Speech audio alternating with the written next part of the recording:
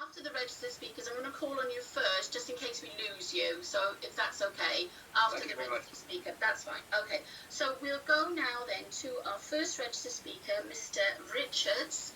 And I believe, Mr. Richards, you've been advised by Democratic Services that you have 5 minutes to address committee today. Yeah, that's correct. Yes. You will be told by Tammy Davis when you're down to a minute. Yeah. So if you've got lots left to summarise, you can proceed from then on. So, Mr. Richards, in your own time, if you lose connection, just contact Democratic Services and we'll see what we can do about that. Mr. Richards. Firstly, thank you for allowing me to speak. I've spent the last 3 days trying to get my representation down to under 5 minutes and found it impossible. My document is 4 pages long and represents the summary of the combined knowledge of around 30 council tax paying residents of Glynneath, most of whom have lived next to the tip for the majority of their lives. I call it the tip because that's what it is, and that's what it has always been. A landfill site, a rubbish tip. The planning department get 52 pages to support a developer who has a history of breaking the law, and here I refer to the 70 protected trees that Enzo Homes cut down in Penllygare.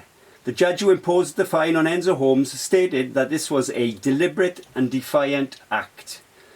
Most of you will have received our report on how the planning department broke the 1990 Environmental Protection Act.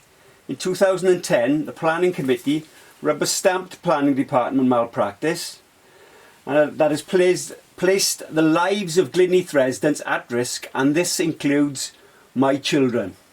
This is unacceptable. This is an unacceptable practice, and you are now aware.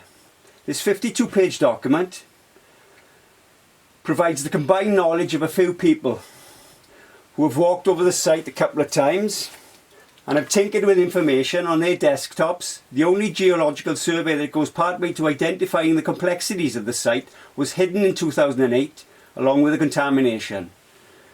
This survey was withdrawn because it showed that the majority of the site was contaminated and that areas of the site were unsuitable for development.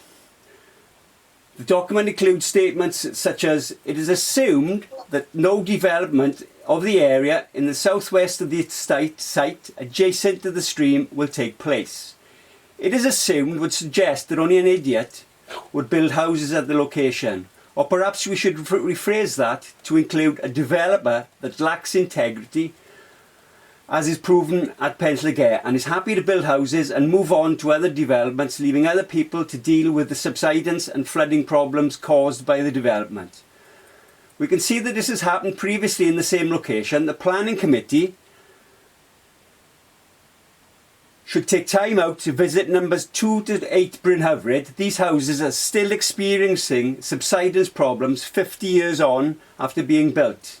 The planning committee are not in possession of the full facts of this application. You have been asked again to rubber stamp the malpractice and the negligence of the planning department. Due diligence was undertaken in 2008, but this was 3 years too late because it contradicted the plans already approved by a committee in 2005.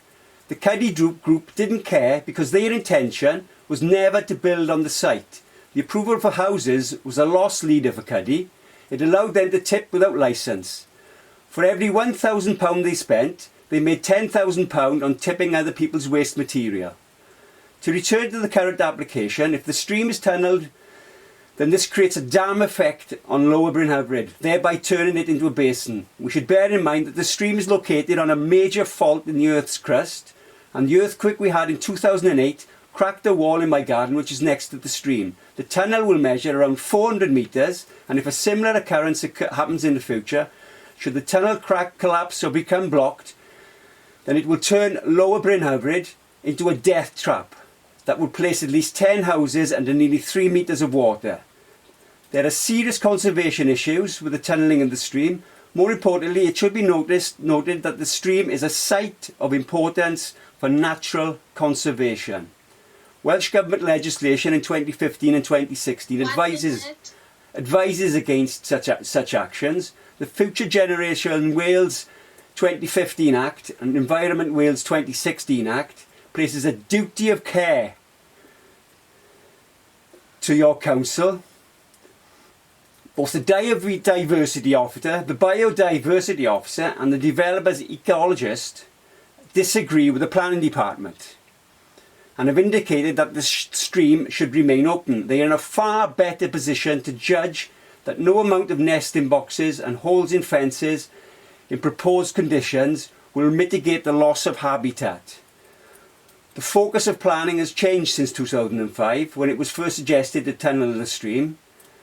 Welsh Government legislation in 2015 and 2016 advises against such actions.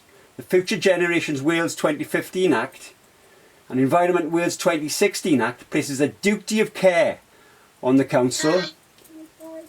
Right, I'm sorry Mr Richards, but that is the rules. You've had your 5 minutes. I have been very open with your comments, and I would like to say that they are just your own personal opinion rather than anything else. I mean, you're entitled to that, and that's what you come here to say. So thank you very much. I will, as previous speakers... Glynneath residents against contamination group.